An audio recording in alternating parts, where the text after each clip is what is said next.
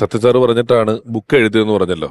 അവിടെയും ഒരു വലിയ അത്ഭുതമുള്ളത് 8ാം ക്ലാസ് പാസ്സായിട്ടില്ല എന്ന് എല്ലായിടത്തും പറഞ്ഞു കിടക്കുന്ന ഒരാൾ എഴുതിയ ബുക്ക് ഇന്ന് കേരള സംസ്ഥാന സിലബസിൽ ഉൾപ്പെടുത്തിയിട്ടുണ്ട് എന്നുള്ളതാണ്. പഠിക്കാൻ വേണ്ടി, അതായത് മറ്റുള്ളവർക്ക് പഠിക്കാൻ ആ പുസ്തകത്തിലെ കുറെ ഭാഗം ഉൾപ്പെടുത്തിയിട്ടുണ്ട് ഇല്ലേ. അതൊരു വലിയ അത്ഭുതമാണ്. ഇന്നും ഈ ഇന്ത്യയിലെ തന്നെ എത്രയോ ഭാഷകളിലേക്ക് ആ ബുക്ക് വിവർത്തനം ചെയ്യപ്പെട്ടിട്ടുണ്ട്. പലയിടങ്ങളിൽ അത് ഇംഗ്ലീഷ് വിവർത്തനം ചെയ്ത് പോകുന്നുണ്ട്. ക്യാൻസർ വാർഡിലെ ചിരി എന്ന് പറയുന്ന ആ വലിയ പുസ്തകം. അപ്പം നർമ്മത്തിലൂടെ ഏത് വലിയ പ്രതിസന്ധികളെയും വളരെ സരസമായി മറികടക്കാമെന്ന് നമുക്ക് കാണിച്ചു തന്നിട്ടുള്ള ഒരാളാണ്. ഒരാളെ കൂടെ ഞാനൊന്ന് നമ്മുടെ ഈ ഒരു ഓർമ്മയിലേക്ക് ക്ഷണിക്കുകയാണ്. അദ്ദേഹം ഇരിങ്ങാലക്കുടക്കാരനാണ്. അതാണ് ആദ്യത്തെ പ്രത്യേകത. ഒരുപക്ഷെ നമുക്ക് ബാല്യകാലത്ത് തന്നെ ചിലപ്പോൾ ഇന്നസെന്റ് ഏട്ടനെ കണ്ടിട്ടുള്ള ഒരാളായിരിക്കും. തുടർന്ന് ഇന്നസെന്റ് ഏട്ടൻ നമ്മളുടെ അമ്മ എന്ന സംഘടനയുടെ പ്രസിഡന്റായി എത്രയോ നാള്, ദീർഘകാലം അമ്മയുടെ പ്രസിഡന്റായി ഇന്നസെന്റ് ഏട്ടൻ തുടരുമ്പോൾ ഒപ്പം സന്തത സഹചാരിയായി എല്ലാ കാര്യങ്ങൾക്കും ഒപ്പം ഉണ്ടാകുകയും ഡേ ടു ഡേ ബേസിൽ അദ്ദേഹത്തോട് വിളിക്കുകയും സംസാരിക്കുകയും സംവേദിക്കുകയും ഒക്കെ ചെയ്തുകൊണ്ടിരുന്ന ഒരാളാണ്. ഏറെ ബഹുമാനത്തോടെ നമ്മുടെ ഈ പരിപാടിയിലേക്ക് സഹർഷം സ്വാഗതം ചെയ്യുന്നു പ്രിയപ്പെട്ട ഇടവേള ബാബു ചേട്ടൻ.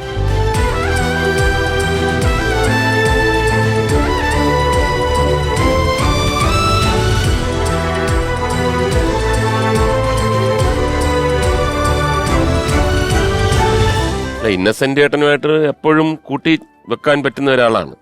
ക്രോണിക് ബാച്ചിലർ ഇന്നസെന്റ് ഏട്ടന്റെ ചെറുപ്രായം. ക്രോണിക് ബാച്ചിലർ ഇന്നസെന്റ് യൗവനം. ബാബുവിനെ സംബന്ധിച്ചിടത്തോളം ഇന്നസെന്റ് ഏട്ടന്റെ ചെറുപ്രായം എന്ന് പറഞ്ഞു കഴിഞ്ഞാൽ കൺവിൻസിംഗ് ആണ്. എന്തായാലും അത് എനിക്കും വലിയ സന്തോഷമുള്ള കാര്യമാണ് ഇന്നസെന്റ് ഏട്ടൻ ചെറുപ്പം. പിന്നെ ഇന്നസെന്റ് ഏട്ടനായിട്ടുള്ള ബന്ധം എന്ന് പറഞ്ഞാൽ എല്ലാവർക്കും അറിയാം. ഇന്നസെന്റ് ഏട്ടൻ ഇല്ലായിരുന്നെങ്കിൽ ഇന്ന് ഇടവേള ബാബു ഇല്ല. ഞാൻ ഏതോ ബാങ്കിലോ അല്ലെങ്കിൽ എവിടെയെങ്കിലോ ജോലി ചെയ്യേണ്ട ഒരാളാണ്. എന്നെ സിനിമയിലേക്ക് കണ്ടെത്തിയതും എൻ്റെ എല്ലാ യാത്രകളിലും ഒപ്പം ഉണ്ടായിരുന്ന ഒരാളാണ്. ഇടവേളയിൽ ഇന്നസെന്റ് ഏട്ടനല്ലേ? അതെ, ഇന്നസെന്റ് ഏട്ടനാണ് മോഹൻ സാറിനോടും പത്മനാഭൻ സാറിനോടും പറയുന്നത് എന്നെ പറ്റി. കാരണം അവര് ഒരു ഏകദേശം 2000 പേരെ കണ്ടാണ് അവരുടെ അപ്ലിക്കേഷൻ വന്നത്. അന്ന് കാലത്ത് മലയാള മനോരമയിലും മാതൃഭൂമിയിലും ഹാഫ് പേജ് പരസ്യമാണ് ഇടവേളയുടെ. പുതുമുഖങ്ങളെ ആവശ്യമുണ്ടോന്ന് പറഞ്ഞിട്ട് ഞാനും കണ്ട ആളാണ്. പക്ഷെ എനിക്ക് സിനിമ ചിന്തിക്കാത്ത ഒരാളാണ് ഞാൻ. എൻ്റെ ഒരു സുഹൃത്ത് ജോയ് കോട്ടോളി, പുള്ളിയാണ് എൻ്റെ അടുത്ത് പറഞ്ഞത് അയക്കടാന്ന് പറഞ്ഞത്. ഞാൻ പറഞ്ഞു നമ്മൾ ചിന്തിച്ചിട്ടേ ഇല്ലേ സിനിമ.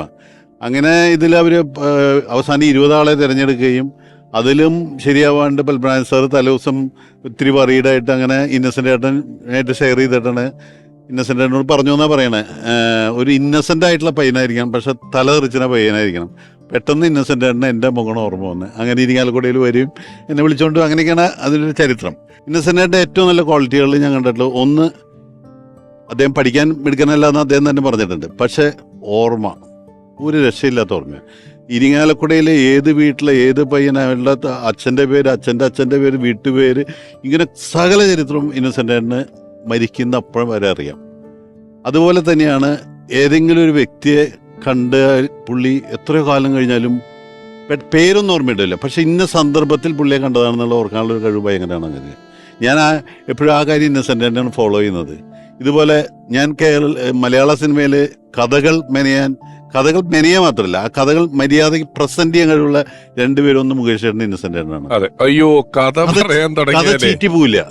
അത് മുകേഷ് ചേട്ടന് അപാര കഴിവാണ്. അത് വിഷ്വലാ, പറഞ്ഞു ഒരു കഥ അതിന്റെ അവസാനം കൊണ്ട് എത്തിക്കുന്ന കാര്യത്തിനകത്ത് ഇവര് രണ്ടുപേരെയും. അത് മാത്രല്ല, പലപ്പോഴും നമ്മളൊക്കെ ചിലപ്പോൾ കഥ പറയും, പക്ഷെ കുറച്ച് കഴിഞ്ഞ് നമ്മൾ ആ കഥ വിട്ടുപോയിട്ട് പിന്നെ പറയുമ്പോൾ വേറെ കഥയാവും. പക്ഷെ ഇവർ രണ്ടുപേർക്കുള്ള ഗുണം വെച്ചാൽ ആ കഥ അതുപോലെ പറയും. അതൊരു അച്ചടിച്ച പോലെ.